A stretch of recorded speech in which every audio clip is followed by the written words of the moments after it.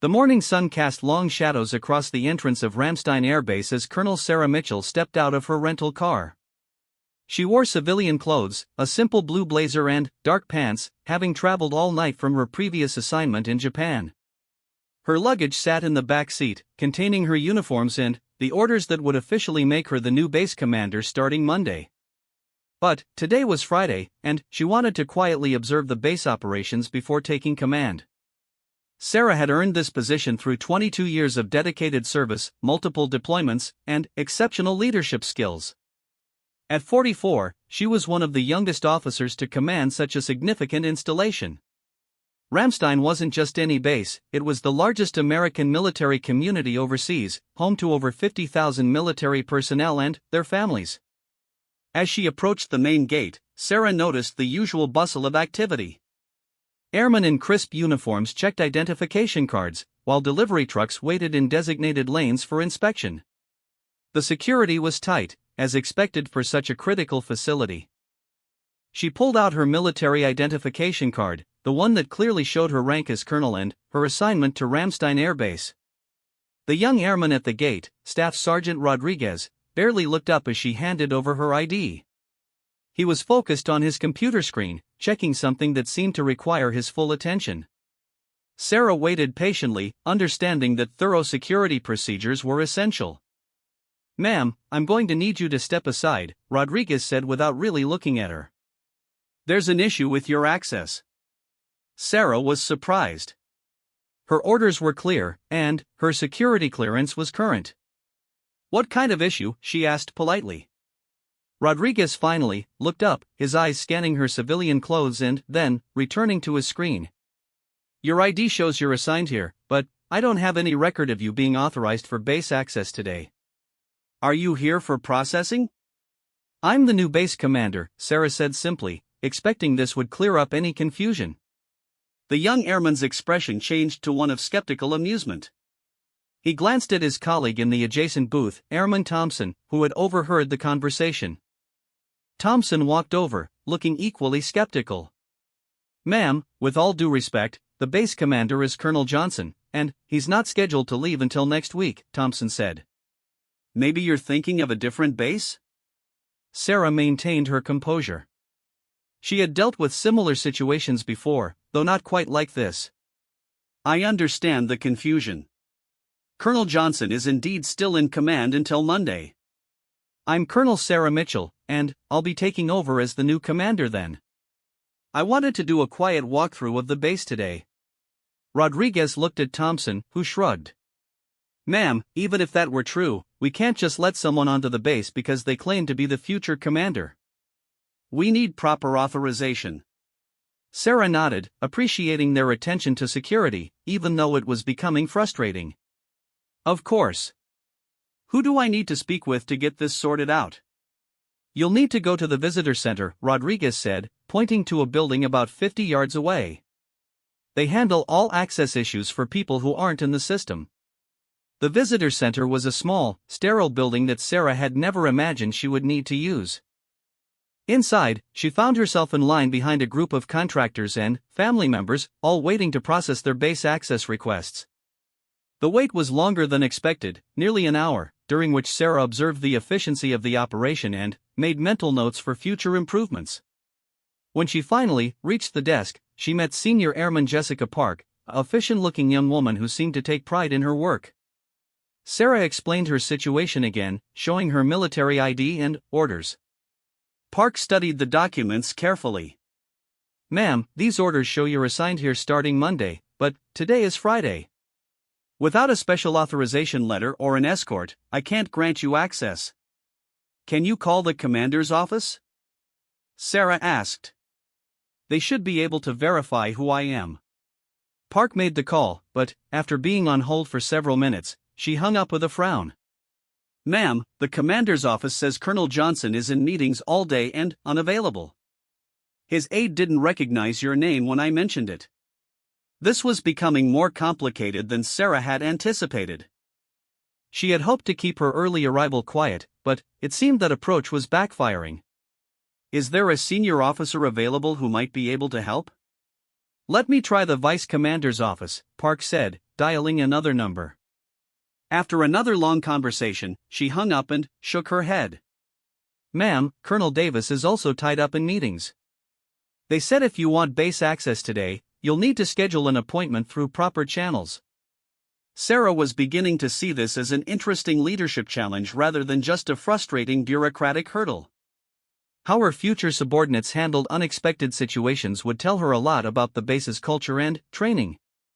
"What are the proper channels?" she asked. Park handed her a form on a clipboard. "You'll need to fill out this visitor request form, provide the purpose of your visit, list who you're visiting, and get approval from that person's chain of command. The process usually takes 24 to 48 hours. Sarah looked at the form, which was designed for routine business visitors, not incoming commanders. The irony wasn't lost on her. She was being asked to get permission from herself to visit her own base. "Is there a supervisor I could speak with?" Sarah asked, maintaining her professional demeanor.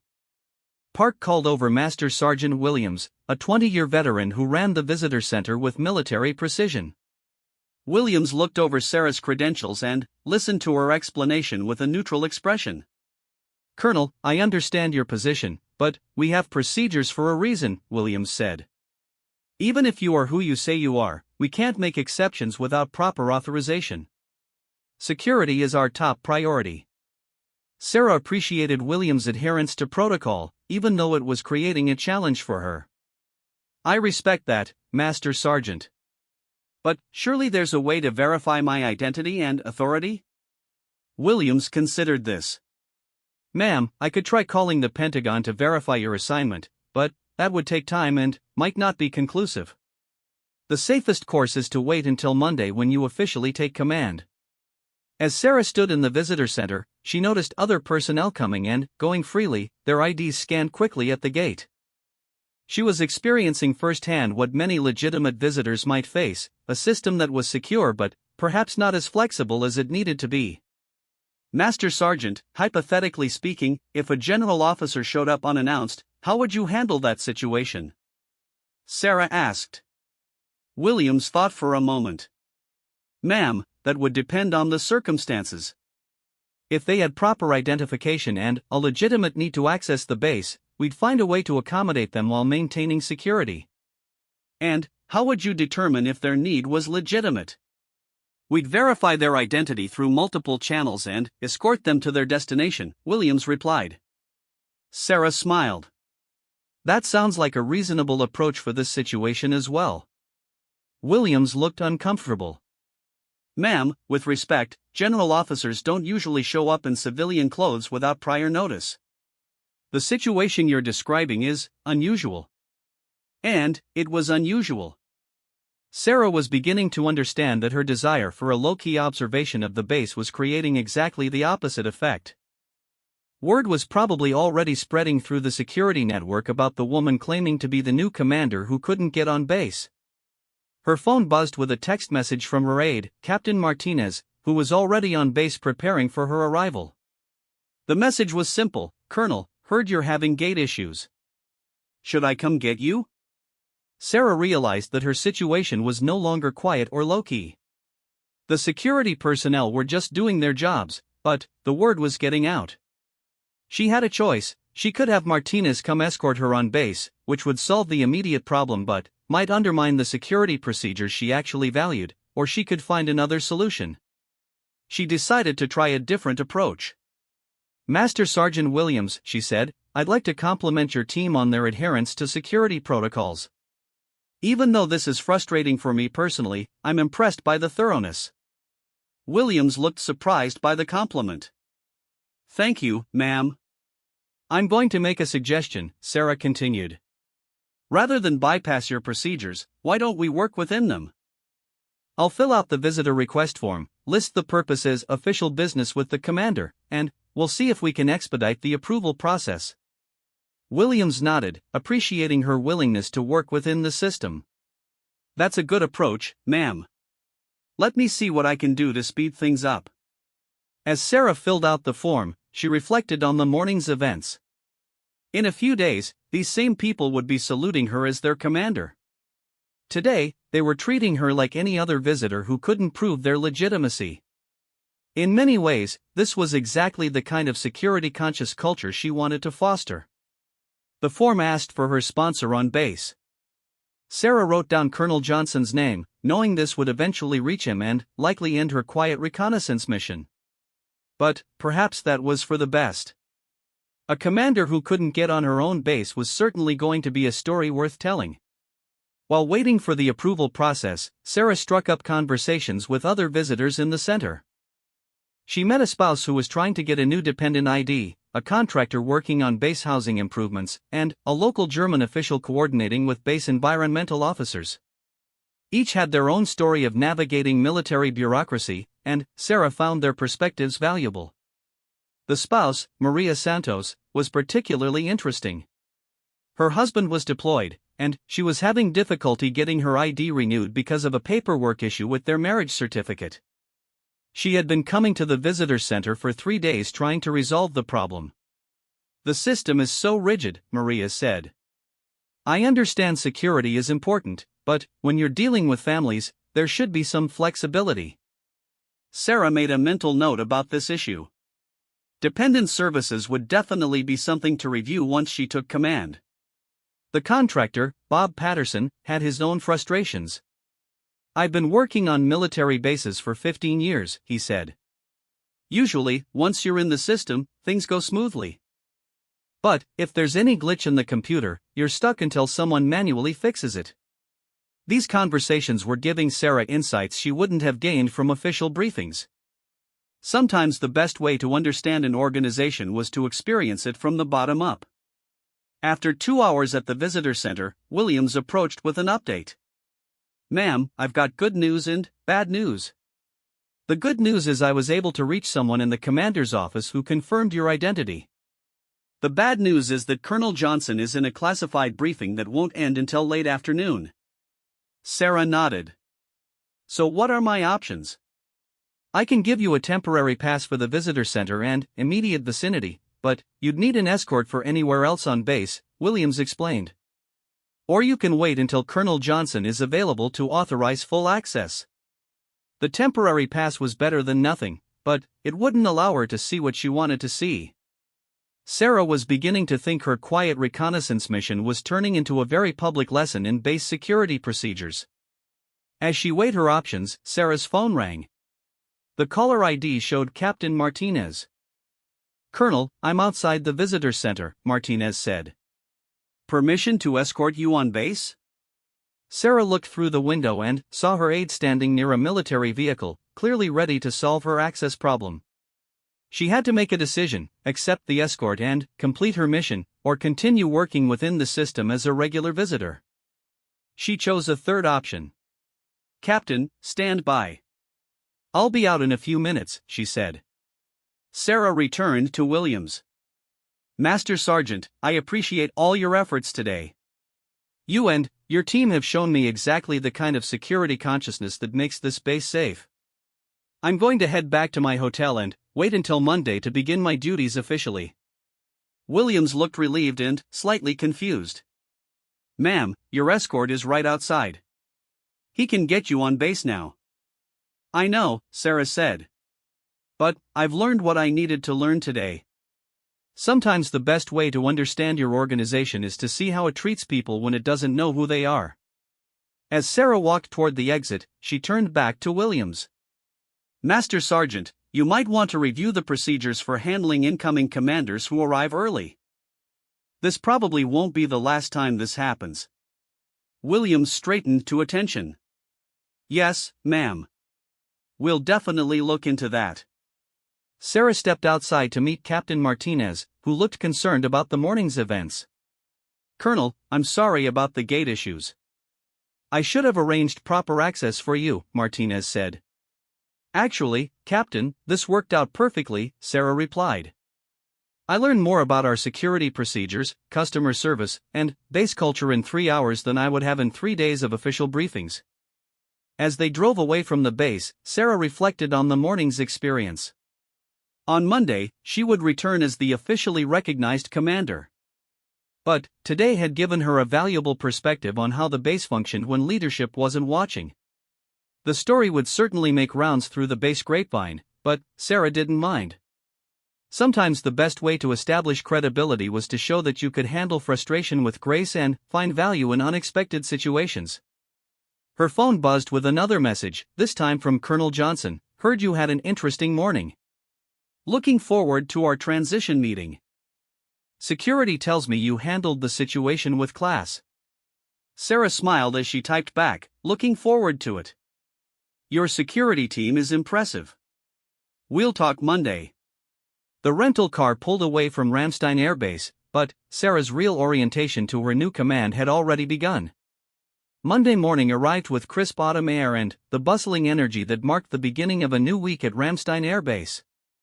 Colonel Sarah Mitchell stood in her hotel room, adjusting her dress blue uniform for the last time as an incoming commander. Today, she would officially take charge of one of the most important military installations in the world. The weekend had given her time to reflect on Friday's gate incident. Word had indeed spread throughout the base about the woman who claimed to be the new commander but couldn't get past security. Some versions of the story were accurate, others had grown in the telling, but all of them had generated curiosity about their incoming leader. Captain Martinez arrived promptly at 0630 to escort her to base. This time, there would be no issues at the gate. Her official orders were processed, her access was confirmed, and every security checkpoint had been briefed on her arrival. Colonel, how would you like to handle the gate this morning? Martinez asked as they approached Ramstein. Sarah considered the question. She could enter through the VIP lane, bypassing the normal security screening, or she could go through the standard process like any other service member. Given Friday's experience, she was curious to see how the same personnel would handle her return. Let's use the main gate, she decided. Same lane as Friday. As their vehicle approached the checkpoint, Sarah could see Staff Sergeant Rodriguez in the same booth where she had been turned away just 3 days earlier. This time, she was in uniform, in an official vehicle, and clearly identified as the incoming commander. Rodriguez's demeanor was completely different. He snapped to attention when he saw the colonel's rank on her uniform, his previous casual attitude replaced by sharp military bearing. Good morning, Colonel Mitchell, Rodriguez said, his voice carrying a mixture of professionalism and barely concealed embarrassment. Welcome to Ramstein Air Base, ma'am. Sarah rolled down her window and handed him her military ID, just as she had on Friday. Good morning, Staff Sergeant Rodriguez.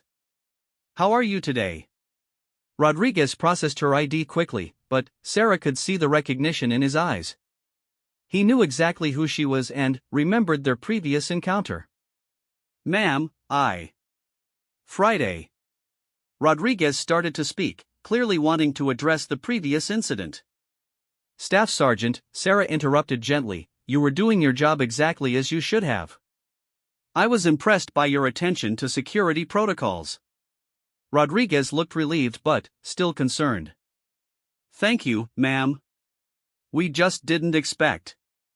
You didn't expect your future commander to show up in civilian clothes without prior coordination, Sarah finished. That was my choice, and you handled it professionally. As they drove through the gate, Martinez glanced at her with admiration. Colonel, that was generous of you. Rodriguez was clearly worried about Friday. Captain, those airmen were protecting this base exactly as they should, Sarah replied. I'm not going to penalize people for doing their jobs correctly, even when it's inconvenient for me. Their first stop was the base headquarters building, an imposing structure that housed the command offices and briefing rooms. As they walked through the corridors, Sarah noticed the reaction of personnel they passed. Word of Friday's incident had clearly spread, and people were watching with curiosity to see how the new commander carried herself. Colonel Johnson was waiting in his office, a spacious room filled with awards, photographs, and mementos from his 3 years of command. He was a distinguished officer with silver hair and the kind of presence that commanded respect.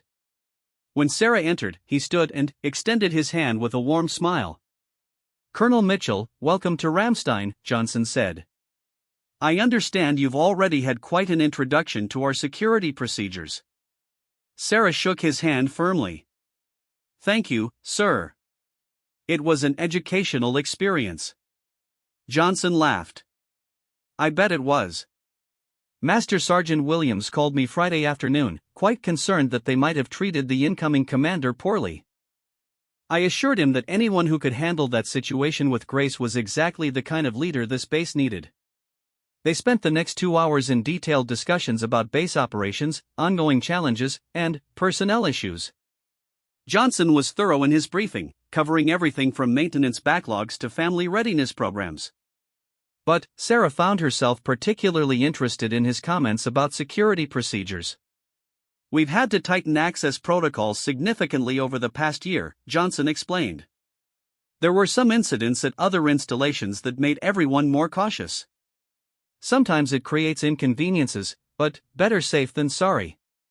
I actually appreciate the thoroughness, Sarah said. Friday showed me that your security personnel won't compromise procedures for anyone, regardless of rank or claims. Speaking of Friday, Johnson said, you've already become something of a legend among the enlisted personnel. The story of the colonel who accepted being turned away at the gate with grace is making the rounds. Sarah was curious about how the story was being received. What are people saying? Mostly positive things, Johnson replied.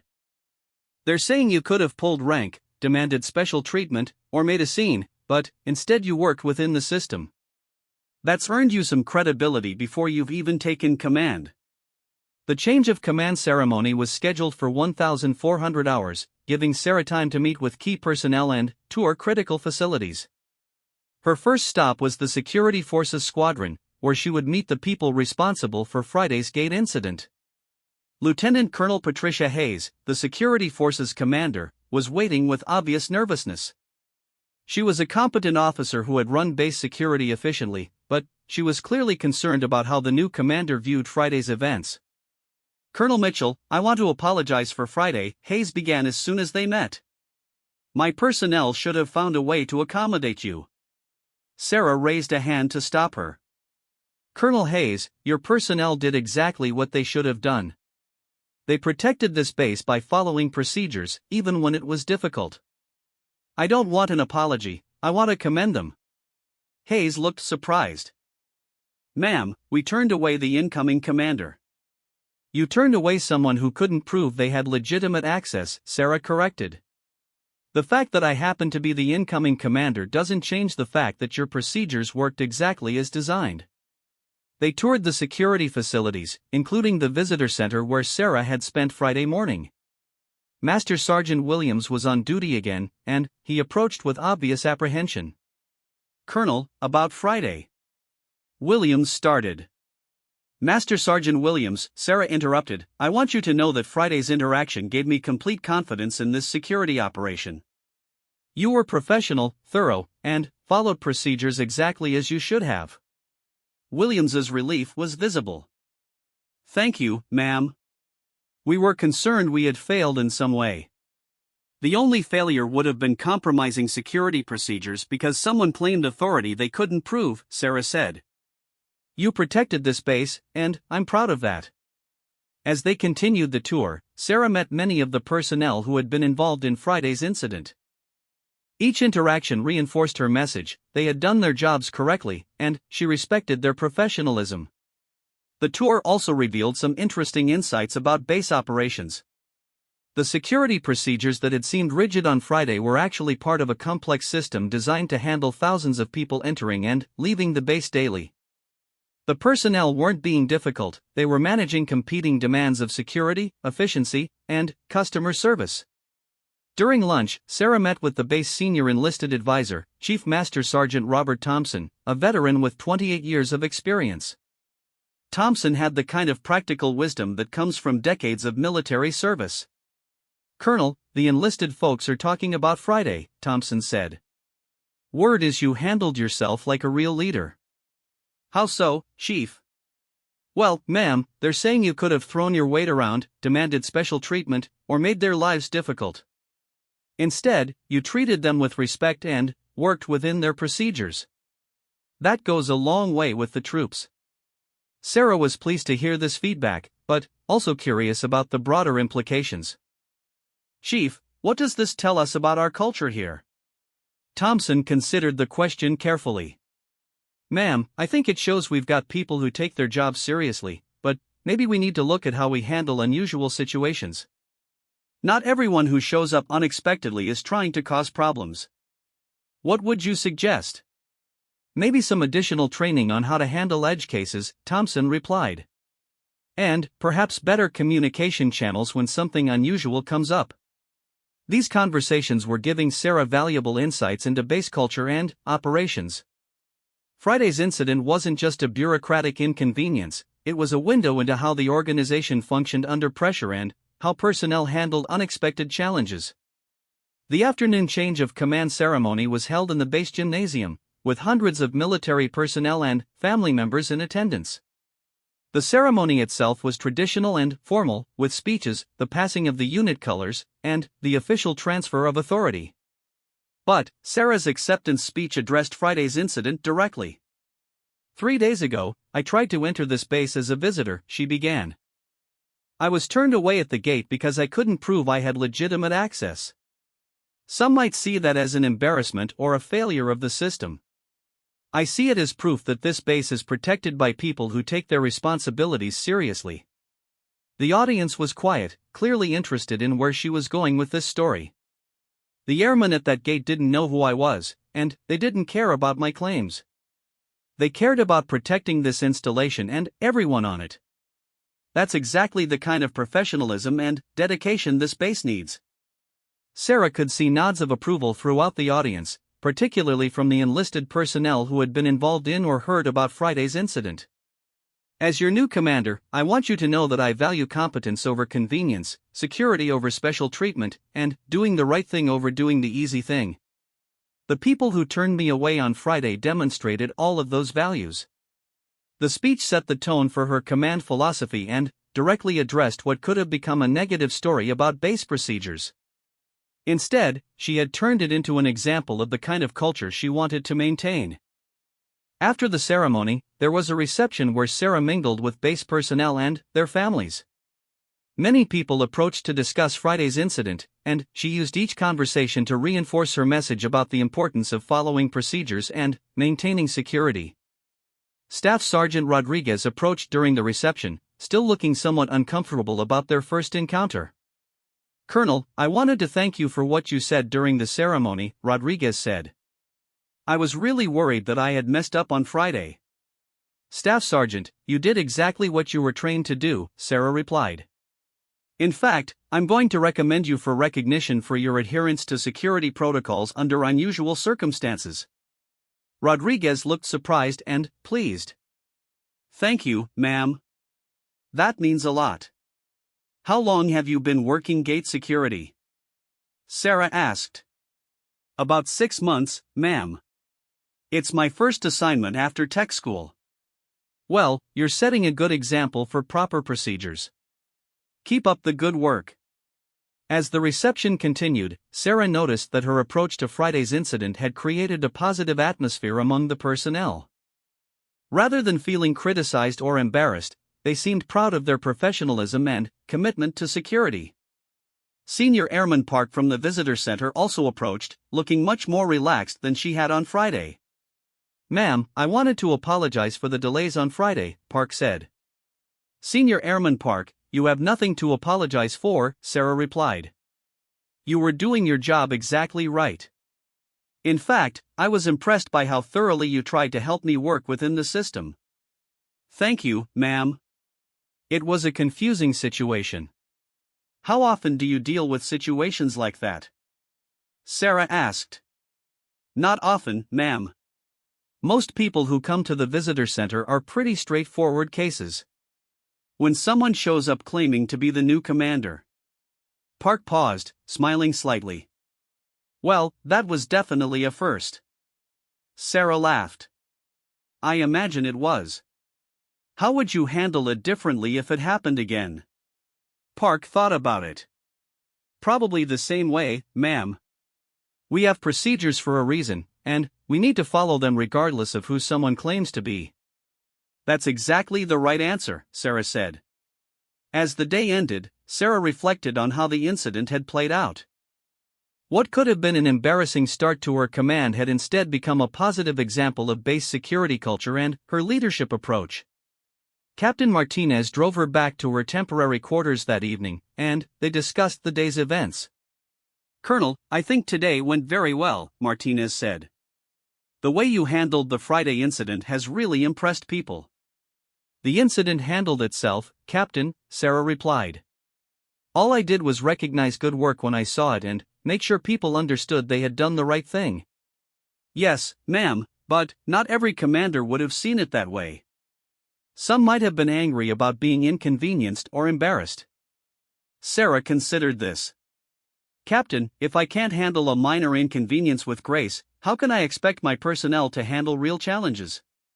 Leadership isn't about demanding special treatment, it's about setting an example." As they pulled up to her quarters, Martinez asked, "Colonel, what did you learn from Friday that you wouldn't have learned otherwise?" Sarah thought about the question. "I learned that our security procedures work, our people take their responsibilities seriously, and our culture values doing the right thing even when it's difficult. Those are exactly the qualities this base needs." "And what about the negative aspects? The rigidity, the inability to adapt to unusual situations?" "Those aren't necessarily negative," Sarah replied. "Rigidity in security procedures can be a strength. But you're right that we might need to look at how we handle edge cases and improve communication channels." The next morning would bring new challenges and responsibilities, but Sarah felt confident about her start at Ramstein. Friday's gate incident had given her insights into base operations, personnel attitudes, and organizational culture that would serve her well as commander. Most importantly, it had established her credibility with the enlisted personnel who formed the backbone of base operations. They had seen that she could handle frustration with grace, respect their professionalism, and support them when they did their jobs correctly. As she settled into her quarters that evening, Sarah smiled at the irony of the situation. She had come to Ramstein hoping for a quiet observation of base operations. Instead, she had gotten a very public lesson in leadership, security procedures, and organizational culture. But it had been exactly the lesson she needed to begin her command successfully. 6 months after the gate incident that had launched her command at Ramstein Air Base, Colonel Sarah Mitchell sat in her office reviewing the quarterly security assessment. The base had not only maintained its excellent security record but had actually improved in several key areas. More importantly, the culture of professionalism and adherence to procedures that she had witnessed on her first day had strengthened throughout her command. The morning briefing brought news that would test everything her team had learned about handling unusual situations. General Patricia Morrison, the 4-star commander of U.S. Air Forces in Europe, was planning an unannounced visit to inspect base security procedures.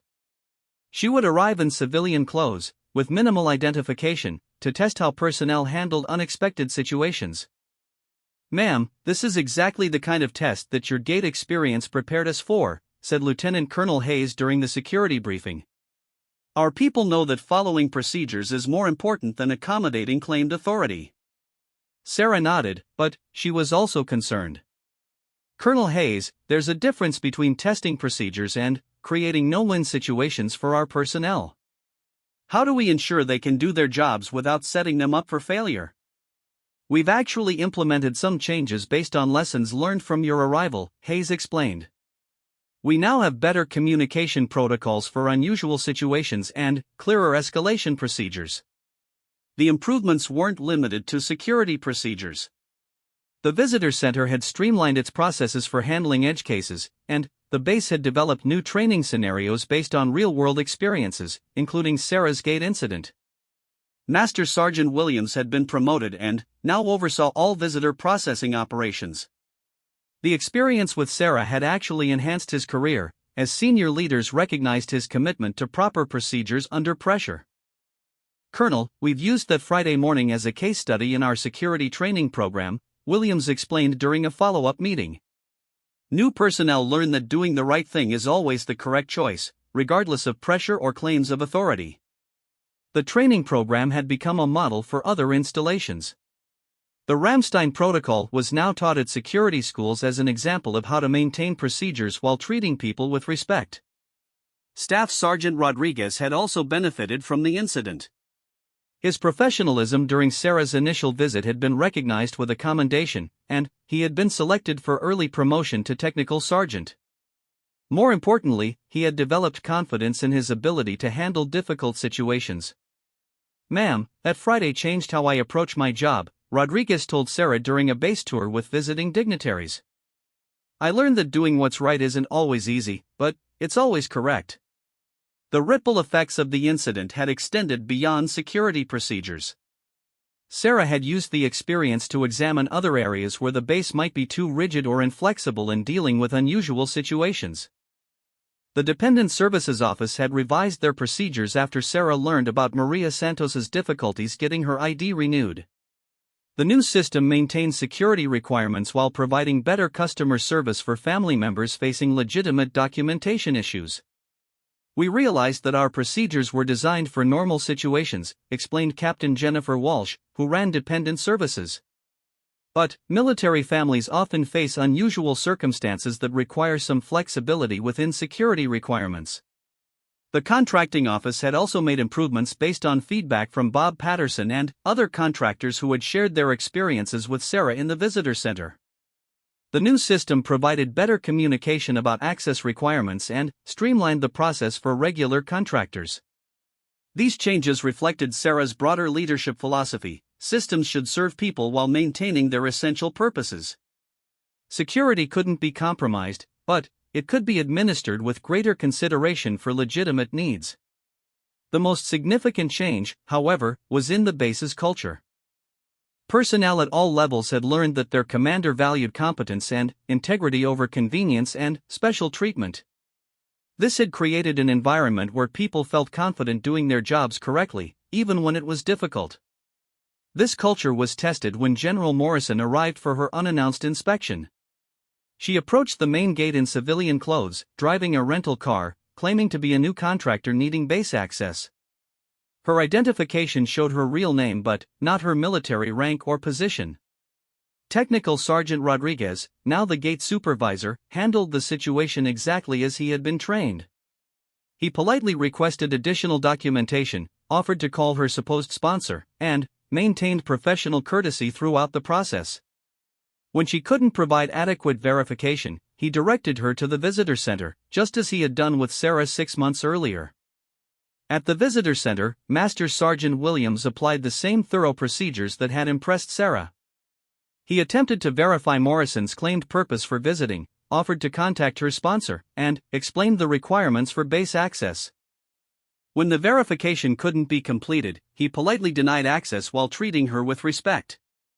General Morrison later called the inspection a perfect example of how security procedures should work. Her report praised the base for maintaining security without compromising professionalism or customer service. "The personnel at Ramstein demonstrated exactly the kind of competence and integrity that protects our installations," Morrison wrote in her assessment. "They followed procedures consistently, treated all individuals with respect, and refused to compromise security for convenience."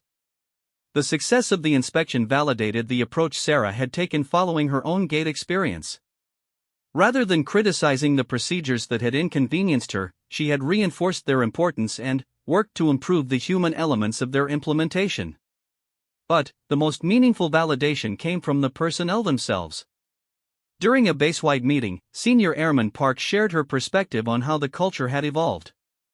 6 months ago, I was worried about making mistakes or being too strict with visitors," Park said. "Now I know that doing my job correctly is exactly what's expected, and I have the confidence to handle any situation that comes up." This confidence extended throughout the base.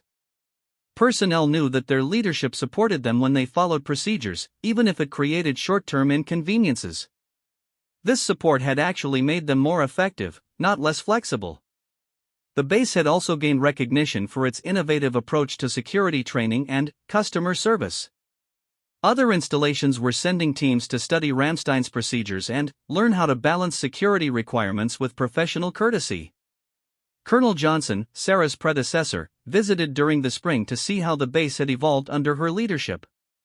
He was impressed by the changes but not surprised by their success.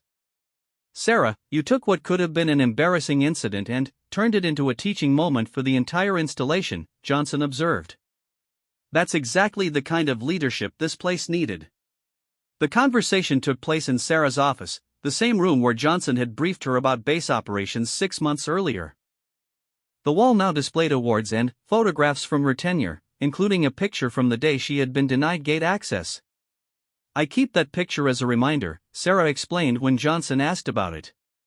"It reminds me that good systems and good people can create challenging situations, and that how leaders respond to those challenges defines their effectiveness." The picture showed Sarah in civilian clothes, standing outside the visitor center with her temporary access pass, smiling despite the inconvenience she was experiencing.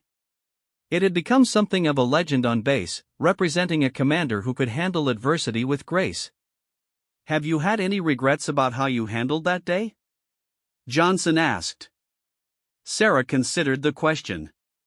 "None at all. If anything, I wish more leaders could have similar experiences.